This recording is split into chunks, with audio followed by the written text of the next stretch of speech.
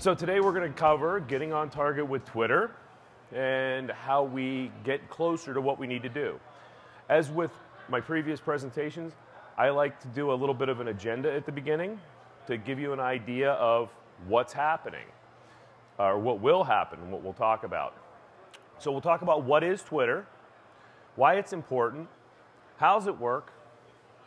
We'll talk about some of the specific nomenclature of the space, which is RTs, @mentions, hashtags. We'll talk about some dashboards and aggregators. And we'll talk about the business of doing business on Twitter. And interspersed within this, we're going to talk about setup and how you set things up in Twitter, particularly a username and where to get started. So, what is Twitter? When I first started talking to people about Twitter a few years ago, I was told Twitter's like snack food. It's fun to eat, but it has absolutely no nutritional value. And that can be the case. I'm not going to say that it's not entertaining. So you've got some people who aren't real people saying, how do I do this out there? I've also heard, I really don't care what Ocho Cinco's doing for breakfast. And it really depends on whom you follow. How you view it and how you don't view it determines whether or not it's spam. So whom you choose to follow as either a brand or an individual is totally up to you. But I'm not going to say that there's not some entertainment value out there that's fun. So what is Twitter? It's a social networking service, and it's microblogging. That's another name for it. Essentially, it boils down to this. Bob follows Betty, Betty follows Bob. There's your following and followers. And it was started in 2006, March of 2006. As of February of this year, it has over 500 million user accounts. So it's grown, it's gotten big. And simply put, users send and read text-based posts up to about 140 characters, and these are called tweets. And when you tweet something, your followers read your tweets. Talk about a little bit about some statistics on this. And before we talk about the actual statistics, we've got to look at traditional marketing studies. So in 1962, there was a book called Diffusion of Innovations. And the key point of this is it said that there's an adoption curve for any new technology or any new product out there. And where does that happen? Once you hit the early majority, which is really the first 30% of the population, you're on the curve to adoption until you get to the Luddite people at the farther end who just don't care until the... So this is the person in 1968 that said, I'm going to break down and I'm going to get a phone. So these are the late adopters. What we're concerned about is how it gets there first. So from a technology perspective, another study, a 91 book, identified a core piece in here. And this is what's called the chasm. And the chasm exists about 12 to 15% of adoption. Once you cross the chasm, then the product or the technology will be adopted by the masses. It's on the upswing of the curve for adoption and marketing. This is really important with regard to our sector in manufacturing, because there's differences on how different industry sectors are adopting Twitter specifically. So has Twitter crossed the chasm in manufacturing is our question. I took a look at two different sets of stats over the course of 3 years for which Twitter's existed. The first one was the Pew Internet Study of America's usage of Twitter over a 3-year period. And Global Spec, who has a booth here, because they've been publishing a similar study amongst engineers in our audience. So when we overlay the two of them, what we see, the Global Spec is in the orange on the adoption rate, and the Pew, the general population of the United States, is the blue line. You can see that Twitter's been growing. It's almost 23% in the industrial sector. So has it crossed the chasm? Because the chasm's about right there. So both have, it's past the early adopter phase. We're on the upswing. Twitter's valuable, and it's being used at almost twice the rate in the manufacturing space as it is in the general population. It's a valuable tool. So let's look at some more things. Business to business on Twitter. There's varying statistics on this. There's different studies on this, but we're going to look at two of them, and I want you to look at these numbers when you compare them to Facebook and email. 69% of the people who follow your company on Twitter are likely to recommend it, and 68% are likely to buy. You'll notice those are the two highest numbers on the chart. This is from September of 2010. When we look at January of 2011, similar type question. The number here, everything below this, 37% will say they'll likely buy or recommend compared to the other spaces. Twitter's a very powerful medium. It's probably the most powerful medium that we've seen statistically and analytically out there for getting a message out. So, now to some nuts and bolts. What are hashtags? What are mentions? The simplest way to do this is look at an actual conversation. So we're going to look at a conversation. So what you'll see here is, here's the tweet. So Dactyl21, he says, there's a meteor with a little frown. And there's the hashtag. The hashtag is what's, the pound sign precedes the word, and it's all smushed together. And it says, it's the end of times. So then Dactyl gets a mention. So that little @ symbol there, because now this is Allosaurus 132 is saying, hey, I'm going to retweet this. This seems valuable. The end of the world's happening. Or end times.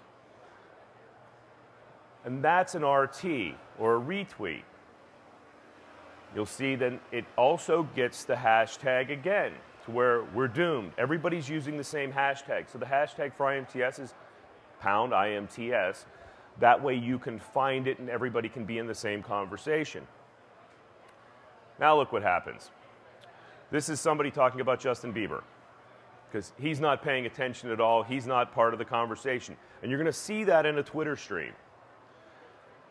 Now, T-Rex came in and he said, it's end of the world.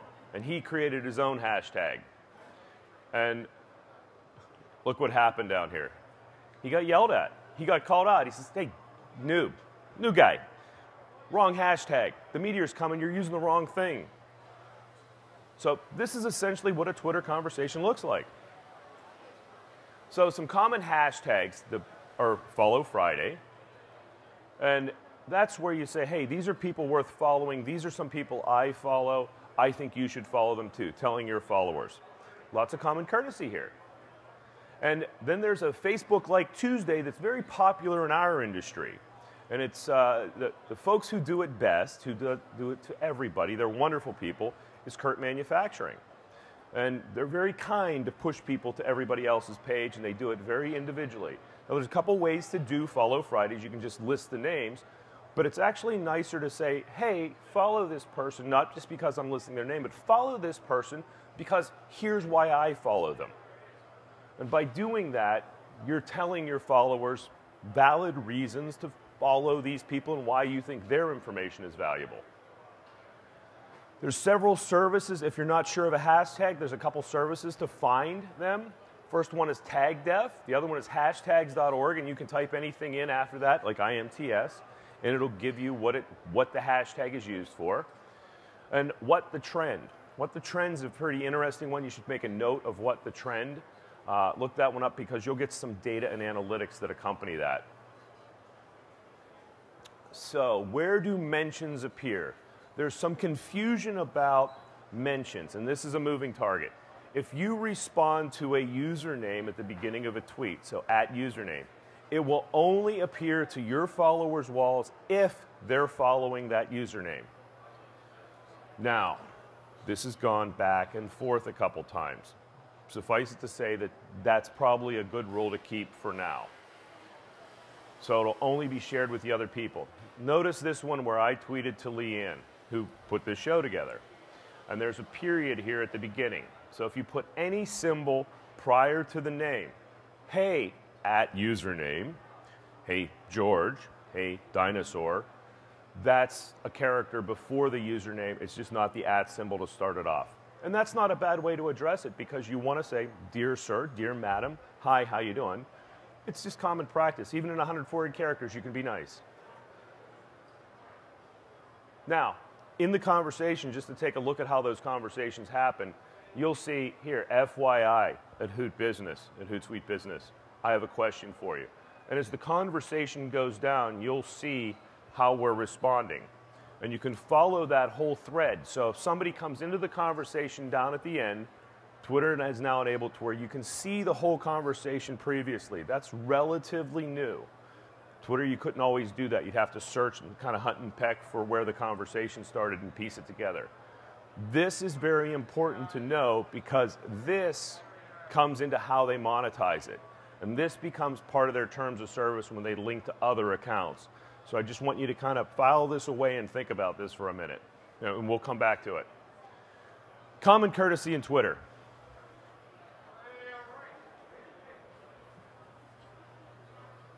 I'll move that up this time. So in social media, in all social media, you want to be nice to people. It's the same as going to a cocktail party or a reception here at IMTS. If someone talks to you, you be nice to them and you talk back to them. If you walk into a reception, you don't know anybody, and you get up, and you stand in the middle of the room and say, my products are the best products in the world, everybody walks away from you. All you want to do is talk about your stuff.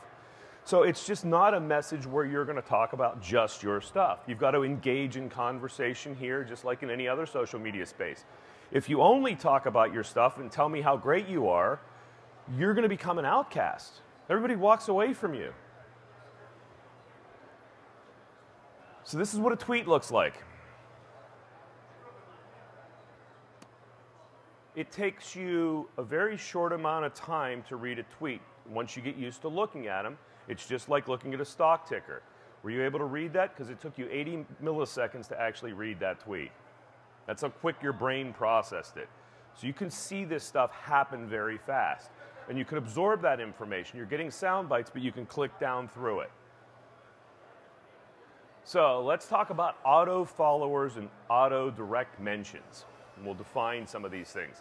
So a direct message, DM, is similar to an email.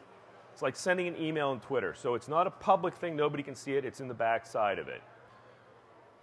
Now, there's some products out there that hook into Twitter to help you manage Twitter. One of them is Social Oomph. Again, there's a number of them out there. And what it does, anytime someone follows you, it sends them your new follower a direct message. And it says, hey, thanks for connecting. Here's what I post about. You can also find me on Facebook or you can find our website. And there's a variety of messages that can post out as direct messages. It's automatic. It goes out to everybody. However, once you've been on Twitter for a while, you start to realize that they are auto messages and nobody's actually looking at you as a person. So there's some debate as to how valuable this is, because it's not a personal touch, it's a robot that you've programmed. Because there's also some of these programs where you can auto-follow people. So if somebody follows me, I'm going to follow them back. The problem is you don't know if that's a robot following you, because there's robot accounts. We're going to talk a little bit about robots, but you may not want to follow a robot back. So what's a Twitter bot look like? Well, they look attractive on the front side. I mean, at first glance, you got to know what to look for to recognize a bot. Nearly half of all Twitter followers are bots. That's one of the stats out there. That's what you're following. It's not the pretty girl that you thought it was. Right, and I don't have a guy one. I didn't have a guy bot to break out. The number of followers is no longer a valid indicator of the popular of a Twitter user, and it can't be analyzed. For 20 bucks, I can buy 1,000 followers. I actually clean most of the Twitter streams that we touch, monthly. I'm coming in and saying, no, we're not following these people. I'm blocking this one, and we're doing that on a daily basis. We're keeping it a nice, clean feed of who we follow. If somebody hasn't tweeted in a while, if they're not posting relevant information, if it's a pure sales message that's showing me here's what's on your floor and here's the piece of equipment I'm selling, I don't need to do that. I don't need to see that. You're not engaging. You're not becoming a thought leader. You're not telling me good information. So quality, in this case, of whom you follow and who follows you is more important than the quantity. And our industry is relatively small. So from the business side of it, stay within our industry. You don't need a high follower count. You need thought leaders who can tell two friends about it. So there's an old Fabergé commercial that said, I told two friends, and they told two friends, and they told two friends, and so on and so on. You want that first part of sharing to happen where people tell each other and talk about your stuff. Oh, and this was from a Technorati article. So how do you recognize a bot? A couple simple ways we're going to review on how to recognize what a bot is. First of all, they'll tell you. Not all bots are bad. If you live in San Francisco, you may want to be notified on an earthquake map from a bot of where it's at. There's good bots out there. There's bad bots out there. Second way is that we'll call them eggs, no website, no URL, no description, and it's a new account. The oldest Twitter bot out there is Kevin Railsback. January 15th of 2007, had to make sure I had the right date. It's the oldest Twitter bot known. It's an egg. There's no description. It's the default image. There's no website. That's the first indicator. Or if you follow somebody or if you tweet something and they automatically either send you a direct message back from that tweet or reply to that and say, that's a great article, and you've just posted a blog post or a 4-minute video or a 3-minute video, and they're clicking right back to you, that's a bot. They haven't read it. Why is it that important if they haven't even read it? So, more ways to recognize a bot. The following count is too high and the follower count is too low. So look at the numbers. And again, after you look at these for a while, you start to see very low zero tweets in this case, but they're following 1,869 people. You can follow a maximum of 2,000 as the first go around on Twitter. And they only have 150 followers. Those 150 followers are people that auto-followed. And they quite possibly could be bots. So it could be bots following bots. That happens. It gets the counts up. So they tweet the same thing to everyone over and over again. It may change a little bit, but here's some antivirus software with a link. And they're just going to each one of these people and say antivirus. Again, there are a lot of them are egg accounts, a lot of them are starter accounts. A lot of them get blocked for spam early on, but there's some big ones out there. I mean, they'll have 10, 20,000 followers, and they're tweeting the same message. They just haven't been caught. So they follow and unfollow you within 24 hours. It's kind of a deceiving trick. And then they mention links.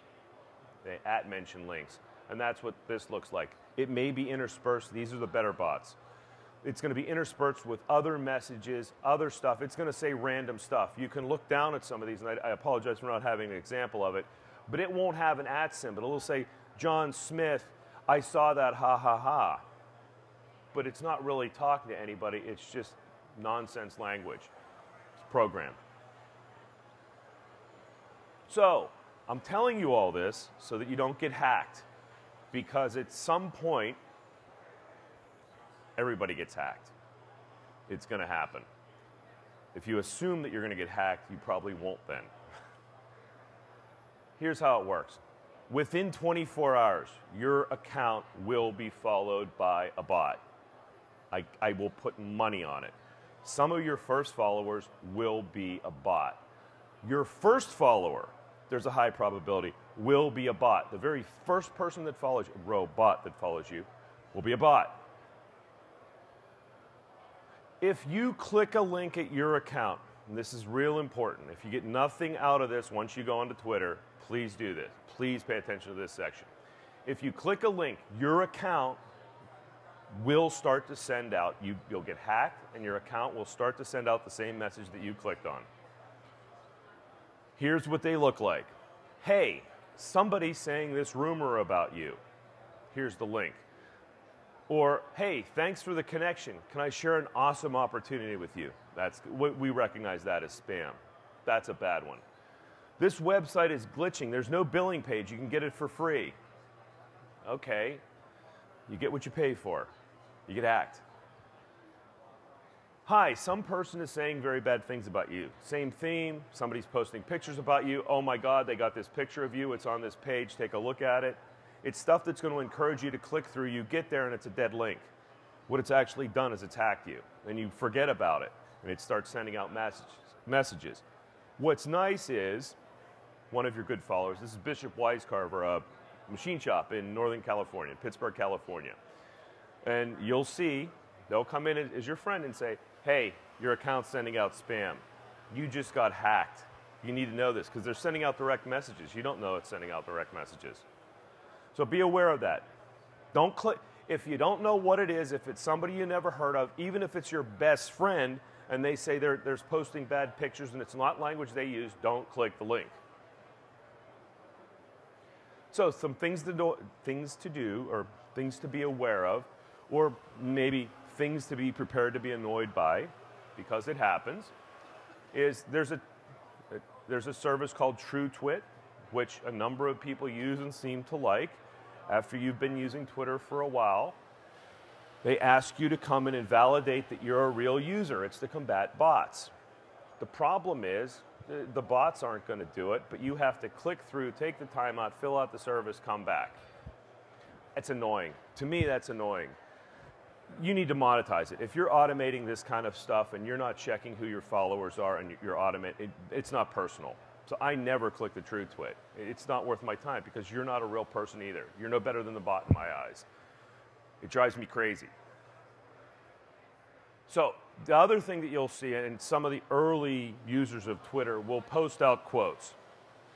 And quotes are great if they're relevant to the subject at hand. Quotes are a great way to preface something and bring it in and say, this is a quote relevant to Taiichi Ohno or lean manufacturing. And the article's about that, and that's a quote or a bullet point within it, fantastic.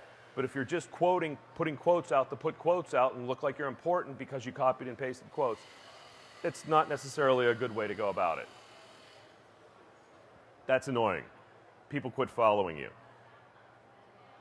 So, some basic wiring. How do things get put together? How do you push from, Twitter is part of a whole ecosystem. And how do things get put out as information? So it starts with, say, a blog. The blog has an API feed where you push it to something else. It links to it. And everything's connected through APIs. It's automatic. This is the link your account together if you've seen that. So that blog can automatically post to Facebook. Facebook can automatically feed it to Twitter. Twitter, up until June 29th, could automatically feed it to LinkedIn. We'll come back to that. The beauty of this is that you can connect all of these things together. So you can take it from your website to Facebook to Twitter, from your YouTube channel to Facebook to Twitter, from Facebook to Twitter, from any space to Twitter, to Twitter. We're going to talk about from Twitter in a minute. So, again, you can pick it up from Facebook, feed it auto to Twitter. You can pick it from Twitter and feed it somewhere else. Feed it in somewhere else. This actually has just changed. You can't do that anymore. You can't have your Twitter updates feed to Facebook, because remember I said now you can search that whole thing, you can search that whole discussion, unless the service that it's feeding to can now let you view that entire discussion, then you're not in compliance with Twitter's terms of service as another social media service. It's about an ecosystem here. So how do you wire with a dashboard? You take your blog or your website, you take those links, and you link them into one of the various dashboard services, and there's tons of them. There's MarketMe Suite, Hootsuite, Seismic, and they go on. And that allows you to pre-schedule things through a feed, and then it posts to either all of these at one time or individual spaces, but allows you to schedule, manage everything, all your social media functions. Most of them started from Twitter. Now, let's look at some gated communities, because you have to understand how each one of these social media platforms make money, which will then explain why they do certain things that they do. So if you're here on LinkedIn, that means, or you're over here on Facebook, that means that you're not here on Twitter. If you're on one platform, you're only one person, you're not on the other platform. Twitter needs to monetize. So how do they monetize? They got to keep you within their walled community, their ecosystem. The more they keep you there, the less time you're somewhere else, the more valuable it is to advertisers. You got to keep that in mind of how this connection happens. So as you're building your strategy, you want to keep in mind how they might be making money down the road as a platform. So what can you expect? You can expect that these people are going to get more angry at each other, each one of the companies. Everybody's going to allow stuff to go outbound to draw stuff back to them, but not inbound necessarily. That makes sense? Think about how they need to make money. They want to keep you there. That's the key point here. So Twitter is going to disconnect the outbound APIs. They've already started it with LinkedIn. They're tying a lot of this up. You've got to display the full gamut of everything. They want you natively in their system. Multiple accounts.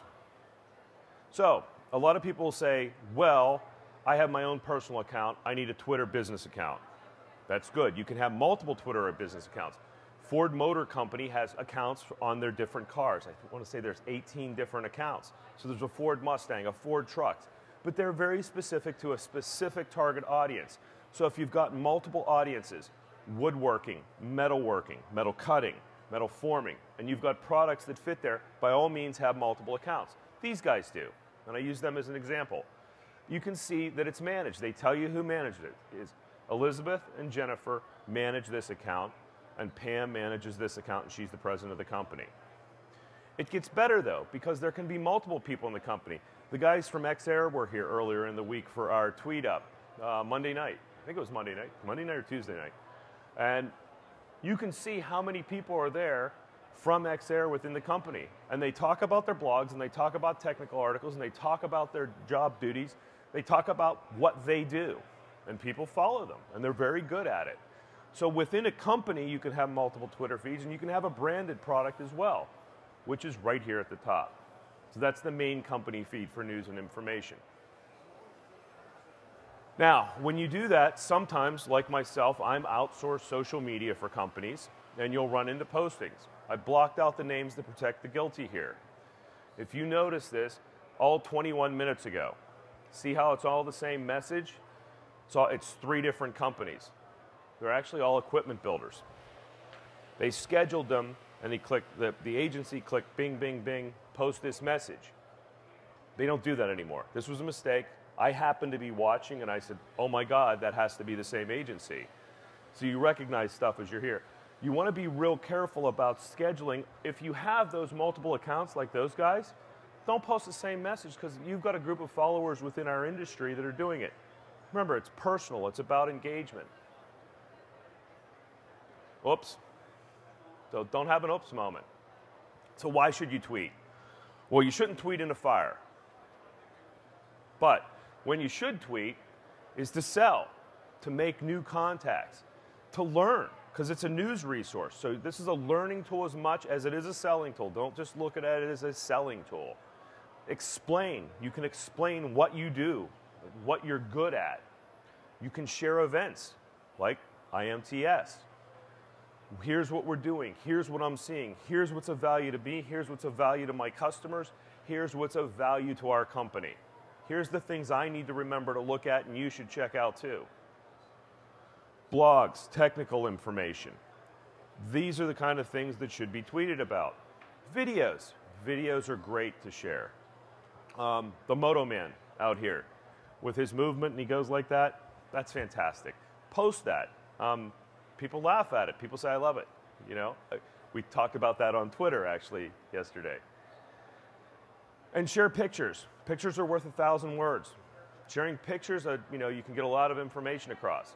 The most important thing here is to engage in conversations. Conversations lead to knowledge. Knowledge leads to business. People respect you that you know what you're talking about. When do you tweet becomes the next question. So when's the best time to tweet? There we go. When your customers are online. Because you don't want to do it when they're not online.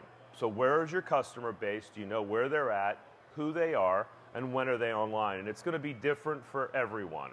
But generally, different days of the week have better times for for activity. Mondays generally aren't good in any platform. I mean, statistically, Monday is it's Monday. People don't have time to check. They're busy catching up with everything that they left to do on Friday. But there are good times. Breakfast is a good time because you read the paper in the morning, you read Twitter in the morning. Lunch is a good time. Once again, you're eating and reading. I don't know everyone's biological schedule for restrooms, so it's impossible to predict when people are reading there, but that's a good time too. So weekends are a good time. Before meetings, and I threw this in here, if you've been sitting waiting for a meeting to start because somebody's late and you're looking at Twitter, that's a good time for you to tweet. It's not that your audience is there, but that's when you may come across stuff that you found that make you a thought leader to engage.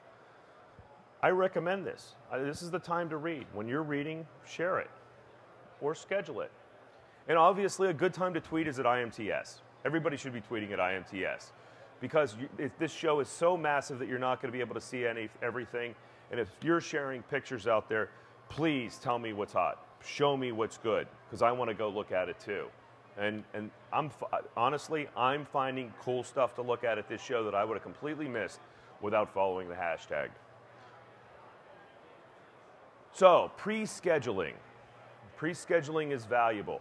So when we talk about pre-scheduling, this is like a television commercial. So you have to see a video or see an ad, statistically, let's call it 3 to 6 times before it registers what the brand is or what the name is or what the message is. So even a television commercial. So pre-scheduling becomes valuable to get your message out. And I'm the social media director for the Pittsburgh Vintage Grand Prix. We have some common stuff, just like IMTS or any event, that we have to get out. Here's the directions, here's the hashtag, here's a location for the tram stops, here's the maps, here's where the latrines are located. I mean, there's just a ton of things for that event that we have to get out, but there may be a ton of things within your company that you need to get out as well. There's information that's just the standard information that you have to broadcast every once in a while and say, hey, this is what we do. This is what we're about. But if there's a balance here so that you're engaging, but you've got to balance sales and the marketing message with engagement. And sometimes that balance of the message of what we do gets lost. So you want to make sure that that's the kind of stuff that's pre-scheduled. And it also helps improve your search engine optimization. And we've had numerous discussions on SEO. It will also drive traffic and make you a leader within the space. It will help your market share within the space. Most important reason to pre-schedule, quite honestly, is so you don't forget. There's that standard message that has to go out. You're going to sit there at some point if you're not pre-scheduling it and you don't have an editorial, and you make an editorial calendar for this, just like with all social media. You want to have an editorial calendar.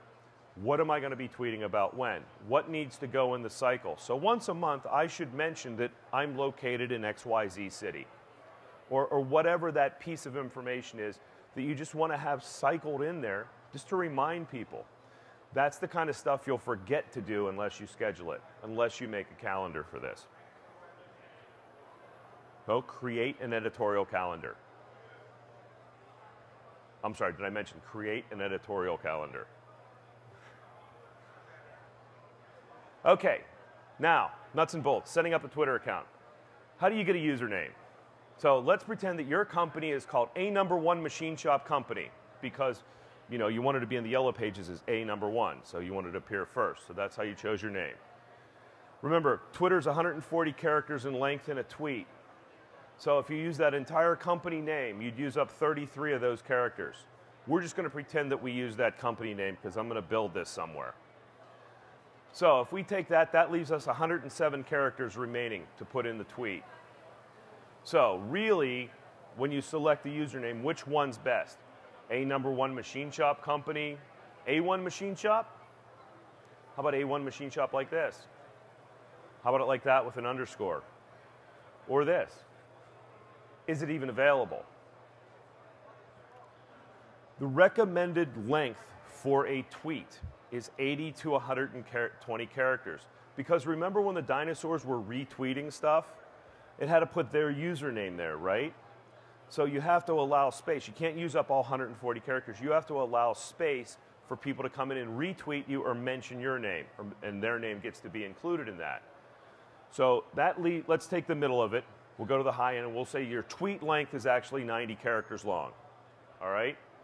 That leaves us with 17 characters remaining. What's going to happen in those 17 characters? Well, here's the average length of Twitter names over time. They keep getting longer because username, more people that join, the less that are available. We're almost at 11. So remember that retweet? Let's call it 11, not 10.97 because there's no half characters in Twitter, but this is an average. We take that 11 out for the other user's username because they retweeted you, and that leaves them 6 characters to comment. That's no fun. That's 5 characters. So you want to be careful and be very aware of your username because the decision you make on your username selection at the beginning is that you're going to be stuck with for a really long time. Take your time, think about it carefully. Good place to start is gnome, especially if you haven't done any social media at the beginning. You should use all of the same usernames as best as possible in all of your social media spaces. Gnome is a great resource instead of going in and saying, is the Twitter name available? Is the YouTube name available? Is this name available? There's niche social media sites. There's a ton of them. Let's take a look. So let's pretend I wanted to have a username printing because 3D printing, aggregate printing, but let's just talk printing, right? Here's bookmarking sites. These are all business sites, and you can see which ones are available and which ones aren't, just for the word printing. It allows me to search across all these platforms, entertainment, information, microblogging, like Twitter, is it available? Design, travel, video, news, photo sites, community sites. You want to have the same brand name in all of them. So just because it's available in Twitter, you want it to be available in the other sites. So when you're selecting the username, try to get it across the board so it's the username everywhere and people know you. Because there's 2 reasons for this. One, you wouldn't want to be called George by one person and Michael by another person, and everybody's confused. You know George? No, I know Michael. Okay, so you want to have the same name. More importantly, you want to have the same name for robots, because robots are indexing you. This is the SEO stuff. This is how Google search happens. You want to have the same name in all your spaces. So, setting up Twitter. There's a really simple rule out here. It goes back to, you've heard the phrase, when you own a hammer, everything you see is a nail. Rule number 1 in account setup, not only in Twitter, but in all social media, every blank field is a nail. Your keyboard is the hammer. Fill in the fields. And what that looks like here on Twitter is this. I start off with my username first. You've selected the username. We've already talked about that. Put your location in. It asks for your location. It's an empty field. Put it in so people know where you're at. You would be surprised how many companies don't put that in, where they're located. Put in your website. Now, that's the basics that a lot of people get. Then there's a bio section where you can put information in. That's where we're really going to take a peek at, because you'll notice that you can put in hashtags in there. We're going to come back to that. So when you search on Twitter, how do you get found on Twitter? Twitter is, let's put it this way, Twitter is not known for its search capabilities. It's not Google, all right? So it doesn't have overly friendly search. But let's look at these guys. If you don't type it, the robot can't find you. And I don't want to call anybody to the mat. Some of these shots are old. Some of these when the accounts were just set up. But notice there's no description here. Everything else is in, but there's no description. Here, there's a description. But what does the description say? The description says that we provide the widest range of advanced technology, equipment, and system for productivity improvement of manufacturers. Is it descriptive? Is it going to get found? Anybody who's in the industry probably knows that, but if you want to find people that do CNCs, how do you know that they do CNC equipment? So when I say fill in all the fields, be descriptive in your fields. You got 160 characters in your description. Make sure that it's the stuff that's going to be found in search within Twitter. Make sure it's going to be keyworded. So use keywords like CNC if you're a CNC equipment builder. If you're making metal stamping equipment, put the word metal stamping. This is similar. I mean, think of this. There's a lot of companies that will come in and put their mission statement. We believe in customer service. We're the greatest thing since sliced bread. Our customers are the greatest thing. They mean the world to us. We want to respond within 24 hours. And nowhere in that mission statement that they're putting out in marketing materials does it say what they do. Because they could be any one of it. They could be a lawn mowing company and a guy out of his pickup with a lawnmower. Because they believe in the same thing. Be specific here. And what you can also do, look down here. You can put CNC, and that's a hashtag. See how the hashtag's hot? In the description. You can put hashtags in your 160 character description so people can see why you're using that and what you're talking about. And you get found there in the search side. So look at the profiles. When you're in this and setting it up, look at some people that you follow's profiles. Which ones do you find the most informative? Look at your competitors. Look at your customers. Who do you like and what provides information and how do the robots search for it? So some key points to remember here. Tweet frequently so people don't lose interest. I look at an account that hasn't posted anything, it used to be 6 months. I'm down to about 2 months. If you haven't posted in 90 days, have you died? I mean, I don't know. Is the company out of business? I don't know. Here was an account, but now the account's gone. Well, maybe the person that was doing it isn't there anymore, or they lost the password. Who knows? But they're not posting, so there's a ratio that Twitter has of how many people can follow to how many followers you have. If you're following somebody that's useless, you can't follow more people that are good. So you get clean. Respond to others' tweets with questions or opinions. It's a conversation tool. It's like being at a cocktail party. If they post something, you read the article. Miles from PMPA up here, and I have had numerous technical discussions about his blogs and back and forth about technical information. It's a great place for that. It's a quick exchange of information. You got to maintain balance, and so this is the promotion versus the engagement piece. And tweet in non-business hours. The first one's the pre-scheduling. When I say tweet in non-business hours, that's when people are doing their research. They're busy answering the phone, moving paper, responding to emails, putting out fires during the day, and they're doing their research in off time. A lot of it's happening from mobile. It's happening here when you get a chance. Again, I don't know your biological schedule for when you're doing your reading. So, share photos and videos. Thank you so much for coming to our Twitter discussion here. And if you have any questions, you can reach me here or just by scanning the QR code. And scan the QR codes at IMTS because they're very helpful. Have a great rest of IMTS.